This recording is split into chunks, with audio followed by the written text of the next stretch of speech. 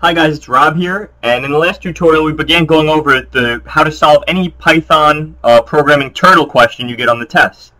And usually these are towards the end of the test, and these are an open-ended question on the test. So we talked about the first line and how you're defining the function, the name of the function, and the parameters given to the function. Next, okay, we're going to have a for loop. So for I in range, now I is anything. You could write anything here, as long as wherever you reference that variable, you have the same name. Okay, in range, and then number of something. So remember up here, we said it's going to usually ask for a number of something. You're going to say whatever number of times this thing, if it says draw 5 lines, well then you put 5 here. Or what it would most likely say is draw an n times, meaning a number of something. And then the parameter up here would be n, and down here it would be n, and n would be a value that's passed into the function when called by the user. First step is to put the turtle down. On the test, you'll see something like, don't assume anything about the state or orientation of the turtle. All that means is make sure you put the turtle down when you intend for it to draw something.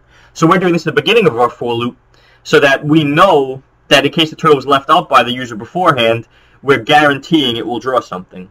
Now set up for the first pattern if needed. What this means is basically put your cursor, okay, where it needs to be. So put your turtle where it needs to be. Then you write the instructions for one iteration of the pattern.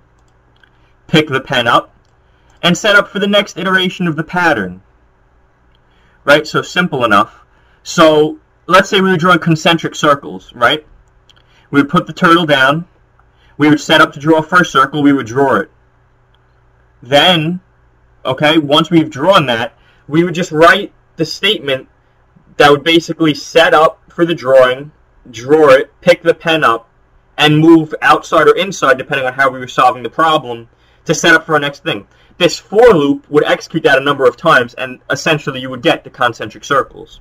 That is just one example. Now on the test, spend your time wisely.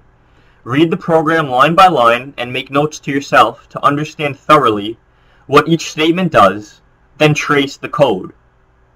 This is specifically for multiple choice questions. Look at the problem, make some notes to yourself about what's going on. Notice the indentations, the groupings, how is this code organized? Jot some notes down, and then trace the code. And if you're unfamiliar with tracing code, I'm actually going to make a video later on in this tutorial series that's going to show you exactly how to trace code, because a lot of beginners, they try to skip this step and say, you know what, it's a time setting, I'm not going to trace the code. And while some people could get away with that, for a beginning programmer or even a seasoned programmer, people always make mistakes. Nobody's perfect, and tracing the code allows you to sort of make yourself a robot for that time. And as long as you're following the steps, you're eventually going to arrive at the correct answer, and that's assuming you don't make a mistake during that process. Now, don't guess on the multiple choice. You could guess on all of them and get a lot wrong, but you could trace most of them and guarantee yourself a high score. So this goes against the argument of, I'm not going to trace the code because it takes too much time. Well, yeah, you could guess on all of them and get a lot wrong, but you could trace, 7 of them out of the 10 and guarantee that those 7 you got right. Guess on the last 3 and maybe get 1 right, and now all of a sudden you got 8 out of 10 instead of guessing and getting, conversely 2 out of 10, if that. Now, you want to use the full test time.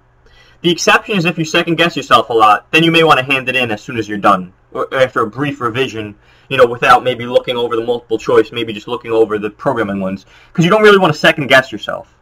Now, make a small checklist for yourself of the program requirements for each of the programming problems. Specifically, this is what I did when I took the course. For each programming question, I would look at the requirement, and I would make myself maybe a bullet point, like a 5 bullet point checklist of each thing, or however many requirements there were, a bullet point of each thing that I could possibly forget, but that was a key requirement of the program. And this is crucial because the rubrics that are set up for this test specifically go with how well did you follow the directions and follow each step specifically. And that's where I'm going to end this tutorial, guys. Thanks for watching. Please like and subscribe if you've enjoyed these videos, if you found them helpful. And I hope to put out more soon. Thanks, and I'll see you in this tutorial.